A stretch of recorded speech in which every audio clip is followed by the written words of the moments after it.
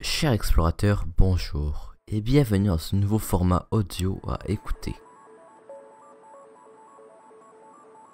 Aujourd'hui, nous parlerons de Chris Hadfield. Chris Hadfield est un astronaute canadien issu du second groupe formé en 1992. Il participera à 3 missions, 2 navettes et une Soyouz. Mais avant, il a été membre des Cadets Royales du Canada. Il a commencé à piloter des planeurs à 15 ans et des avions propulsés à 16 ans.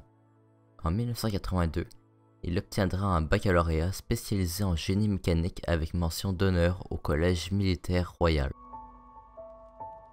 Pendant les 3 années suivantes, Chris Hadfield sert au sein du 425e escadron tactique de chasse. Il pilote des CF-18 et est d'ailleurs le premier pilote à intercepter un bombardier soviétique dans le Grand Nord canadien. En 1988, il est échangé et rejoint l'école des pilotes d'essai de l'US Air Force. Puis, il est nommé officier d'échange avec l'US Navy. Entre 1989 et 1992, il effectue des essais sur des FA-18 et des A-7. Toujours comme officier d'échange aux États-Unis, il complète une maîtrise en système aéronautique de l'Université du Tennessee. En 1992, il devient l'un des 4 nouveaux astronautes canadiens et suivra un entraînement à Houston, au Texas. D'ailleurs, il travaillera à la résolution de divers problèmes techniques et de sécurité sur les navettes. De plus, Chris Hadfield se voit confier par la NASA le rôle de Capcom principal. Pour ceux qui l'ignorent, le Capcom est la personne qui discute avec les astronautes en mission.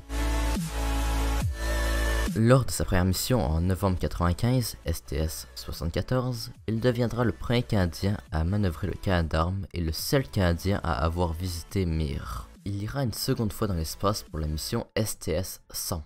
Cette mission a comme principal objectif d'installer le bras Canadarm2 sur la nouvelle ISS. Il effectuera 2 EVA et deviendra alors le premier Canadien à sortir de son vaisseau et faire une sortie. Entre 2001 et 2003, il sera directeur des opérations pour le compte de la NASA au centre Yuri Gagarin. En 2003, il prendra sa retraite des forces canadiennes après 25 ans. De 2003 à 2006, il est chef du département de robotique du bureau des astronautes de la NASA à Houston. Et il occupe le poste de chef de l'exploitation de la Station spatiale internationale. Le 2 septembre 2010, Hadfield est choisi pour commander l'expédition 35 qui décolle pour l'ISS en décembre 2012 et revient en mai 2013. Il devient alors le premier Canadien à commander l'ISS. Un mois plus tard, il annonce sa retraite du programme spatial. Pendant sa dernière mission, il était très actif sur Twitter et a interprété Space Oddity dans l'espace. Alors voilà, c'est déjà la fin de cette fabuleuse vidéo. Alors vous pouvez toujours liker et commenter si ce n'est pas déjà fait. Et sur ce, on se retrouve pour une prochaine vidéo. Bye bye.